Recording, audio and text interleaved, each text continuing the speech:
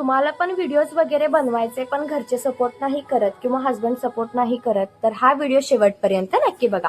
तर श्री स्वामी समर्थ. माझं नाव आहे प्रियंका भोसले आणि मी आज तुमच्यासोबत माझी थोडी जर्नी शेअर करणार आहे आणि तुम्हाला पण सांगणार आहे की तुम्ही कशा पद्धतीने तुमच्या घरच्यांना कन्व्हिन्स करू शकता.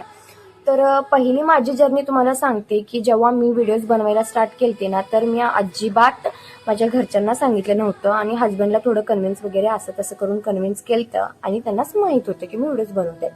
मग मी होते माझ्या माहेरी आणि रात्रीला मी तिथलंच घरचं व्हिडिओज वगैरे बनवून मी टाकलेलं असंच.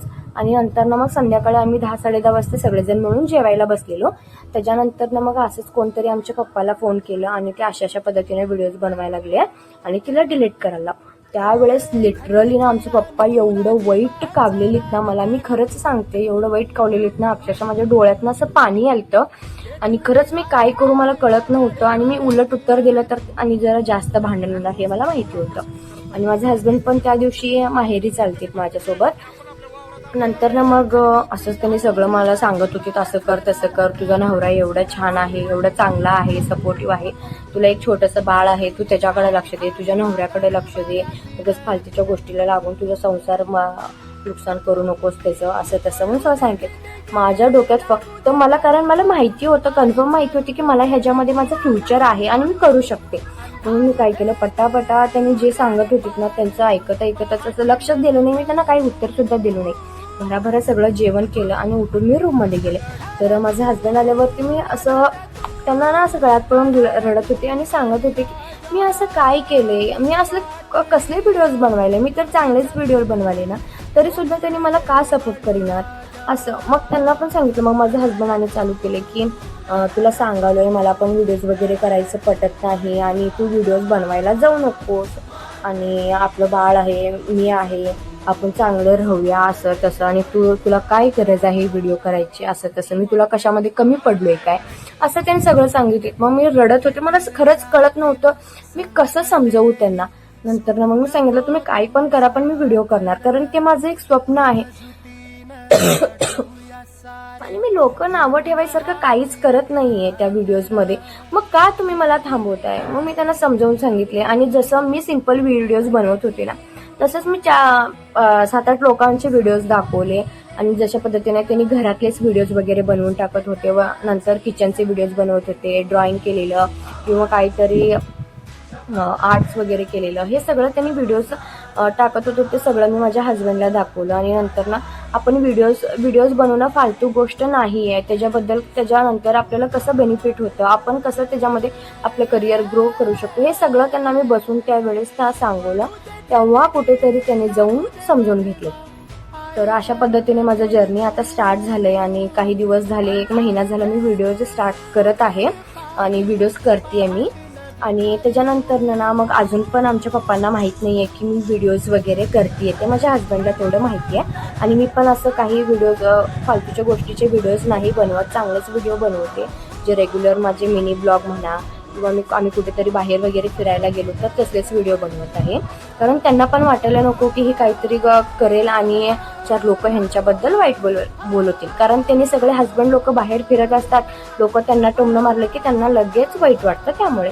तर बघा काही मेन गोष्ट काय आहे ना की त्यांनी का नको म्हणतात, म्हणजे की आपले पाहुणे असो, आपल्या आजूबाजूचे सोसायटीचे लोक असो, त्यांनी आपल्याला वाटेल तसं आपल्याबद्दल वाईट बोलतात आणि चेष्टा करतात आपली, बघ ही कसे व्हिडिओज वगैरे बनवायला, असं आपलं हसू करतात, त्यामुळे त्यांनी नको म्हणतात. आणि सगळ्यात मेन कारण काय असतं ना, ते म्हणजे की आपण जर व्हिडिओज वगैरे बनवलं तर आपल्याबद्दल जी लोक आहेत ना ती वाईट कमेंट करतात. सो ते वाईट कमेंट वगैरे त्यांना ऐकायचं होत नाही, वाचायचं होत नाही, सो त्यामुळे त्यांनी नको म्हणतात. म्हणून जर तुम्हाला पण तुमची कॉन्टेंट क्रिएटरची जर्नी स्टार्ट करायची असेल किंवा तुम्हाला व्हिडिओज वगैरे बनवायचं असेल ना, तर तुम्ही सुरुवातीला ना चांगलेच व्हिडिओज बनवा. म्हणजे कसं की जर तुम्ही किचनचे व्हिडिओज बनवा किंवा डेली लाईफ तुमचं लाईफस्टाईल दाखवा, कुठे फिरायला वगैरे गेलं तर त्याचे तुम्ही व्हिडिओज वगैरे दाखवा. तर अशा पद्धतीने तुम्ही सुरू केलं ना तर त्यांना पटेल की बाबा ही काहीतरी चांगलं करायला आणि आपण हिला सपोर्ट करूया असं त्यांना वाटतं. तर तशा पद्धतीने तुम्ही व्हिडिओज वगैरे करा.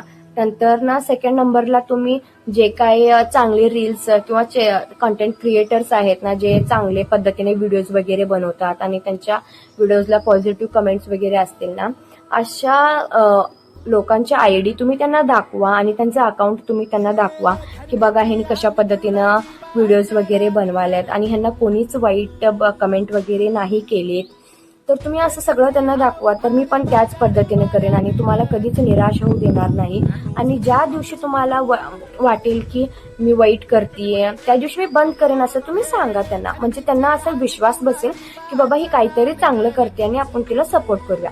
तर तुम्ही अशा पद्धतीने तुमचं जर्नी स्टार्ट करा. आणि बघा तुम्ही स्टार्ट करून, तर तुम्ही एवढं सगळं करून जरी तुम्हाला फोर्सेबली त्यांनी नाहीच म्हणत असतील ना, तरी पण तुम्ही हट्टाने का होईना त्यांना सांगा की मी व्हिडिओ करणार आहे म्हणजे करणार आहे. तर 4-5 दिवस नाराज होतील, त्याच्यानंतर ना त्यांनी सपोर्ट करतील तुम्हाला. आणि एक गोष्ट म्हणजे तुम्ही घरामध्ये एक 4-5 व्हिडिओ बनवा प्रॅक्टिकली, जे तुम्ही टाकणार आहे ना त्या पद्धतीनेच तुम्ही व्हिडिओज बनवा आणि त्यांना दाखवा की मी अशा पद्धतीनेच व्हिडिओ बनवते आणि प्लीज मला बनवू द्या असं तुम्ही सांगा. भांडण वगैरे करू नका. कसं आहे ना, तुम्ही जर भांडण करून रील वगैरे करायला लागला ना तर त्यांना वाटतं की तुला माझ्यापेक्षा जास्त तुला रीलची काय गरज आहे, असं त्यांना वाटायला नको, मिसअंडरस्टँडिंग तुमच्याबद्दल व्हायला नको.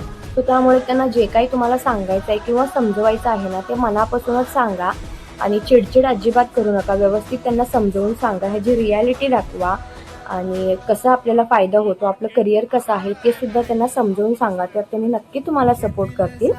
तर तुम्हाला हा व्हिडिओ आवडला असेल किंवा थोडं जरी तुम्हाला तुमच्या आयुष्यात थोडं जरी रिलेट झाला असेल ना, तर कमेंटमध्ये नक्की यस लिहा आणि अशाच रिअल गोष्टींसाठी ना माझ्या चॅनलला नक्की फॉलो करा.